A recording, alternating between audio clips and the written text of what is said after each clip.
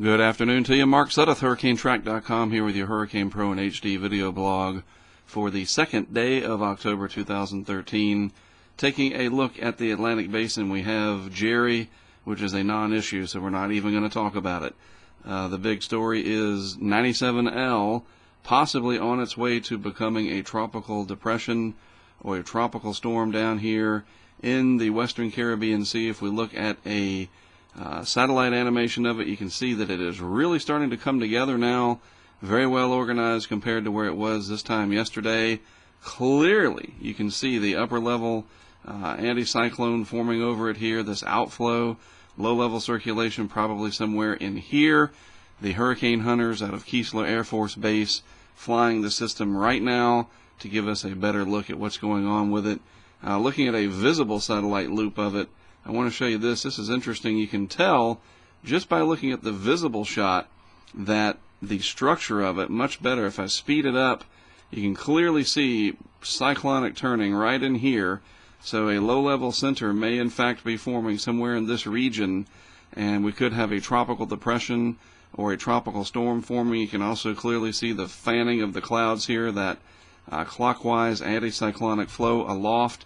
In fact, this is what it looks like in the GFS analysis. The system itself located right in here, and you can clearly see the upper level winds fanning out in a clockwise fashion.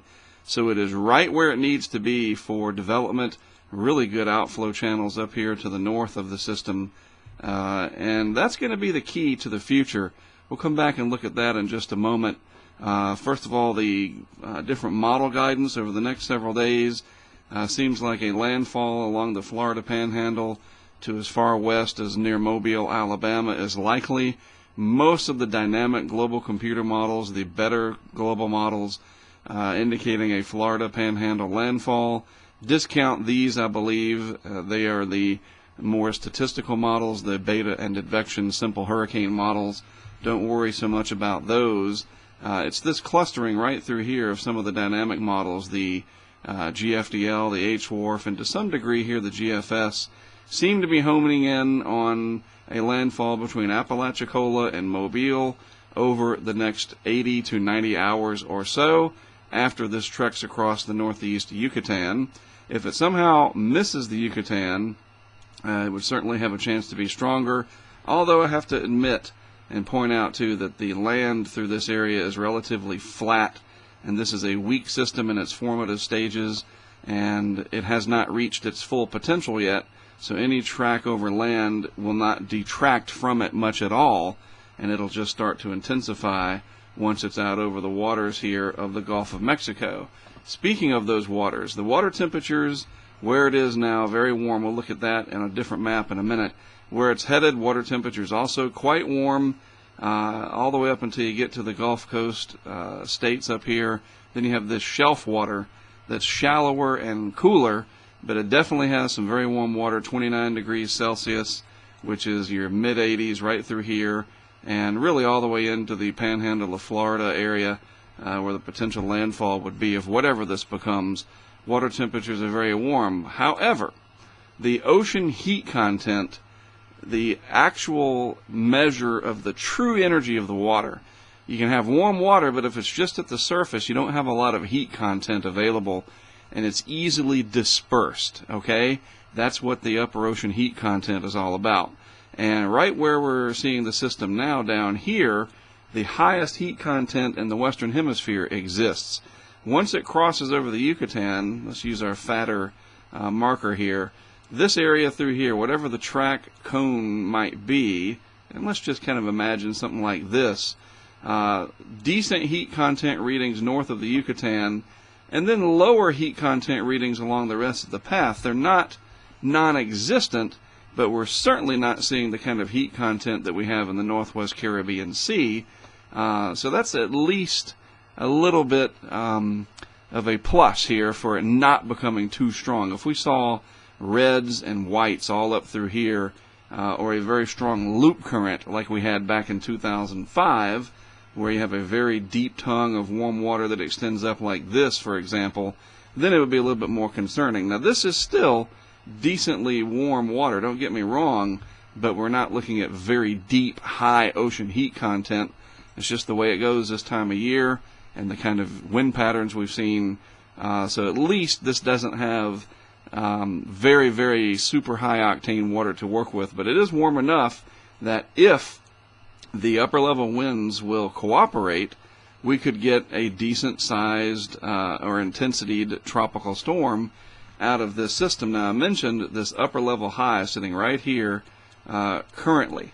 What does that look like down the road? Well, I'm going to go out here and fast forward to about 66 hours into the future. So this will be valid on Saturday, Friday night into Saturday morning. And at this point in time, the system will be located more than likely somewhere in this region where upper level winds are now coming across the system instead of blowing the wind around it in a clockwise fashion. The anticyclone center still down here somewhere. But these upper level winds are not all that strong. Some of these wind barbs in here 10, 20 knots, 25 knots at the most, and that's some pretty strong shear.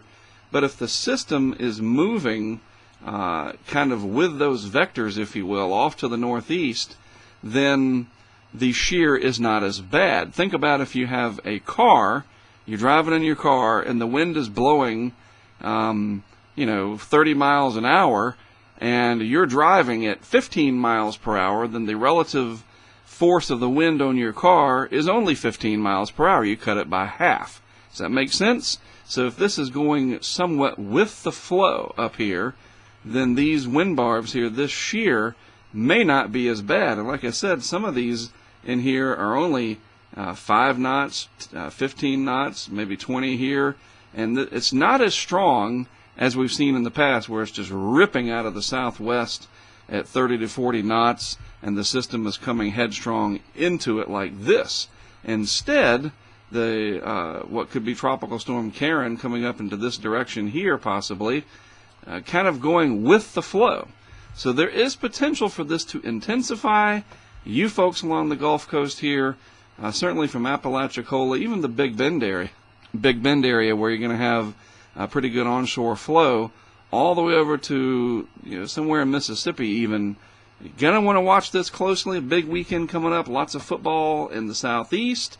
Other outdoor activities. Been a slow season. Where are all the hurricanes? So people might not be paying as much attention, maybe wrote it off. Not going to worry about things. Just keep an eye on this. Hopefully, it'll only be a weak tropical storm, be a big rainmaker, and that has its own disruption potential.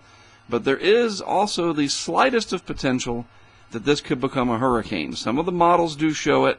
I don't use that term loosely. There is not much model support for it, but intensity forecasting is where the least amount of skill lies when dealing with tropical cyclones, and that is very important to note. They can be much weaker than forecast. They can also be much stronger than forecast, and that is why people need to pay attention all the way till the very end. Now, Mike Watkins, my colleague from HurricaneAnalytics.com, and I will be covering whatever this becomes. Assuming it becomes Tropical Storm Karen, we will provide Hurricane Pro and HD with several video posts in the app throughout the weekend. Mike and I are going to head out and cover this for HurricaneTrack.com, our website, and post video blogs and updates to Hurricane Pro in HD, and you'll be able to kind of follow along what's going on. So not only can you track it with some of the best tools on the planet, in my opinion, you'll be able to see the effects from some video blogs that we will send up to Hurricane Pro in HD throughout the weekend. So as you're watching the football games and wanting to tune in and see what's going on with the potential storm, just turn to your app and it'll be right there at your fingertips. Pretty good deal, huh? And so we'll begin coverage on Friday through Saturday and probably into Sunday as well. So look for those posts in Hurricane Pro in HD. All right, well, that's it. I'll probably have another video blog in the morning before I take off to meet up with Mike Watkins down in Lake City, Florida, and then he and I will head west on I-10. You'll be able to follow along live on HurricaneTrack.com through our Ustream channel, so if you want to watch live video with full audio too, check out the homepage of HurricaneTrack.com tomorrow, and we'll be up and running live throughout the entire event. All right, have a good rest of your Wednesday. Again, I'm Mark Sudduth for HurricaneTrack.com. Always an honor and a privilege to produce these videos for you on Hurricane Pro in HD. A lot to cover here in the next few days. I'll have another post for you tomorrow, and then those video blogs, as I mentioned, throughout the weekend.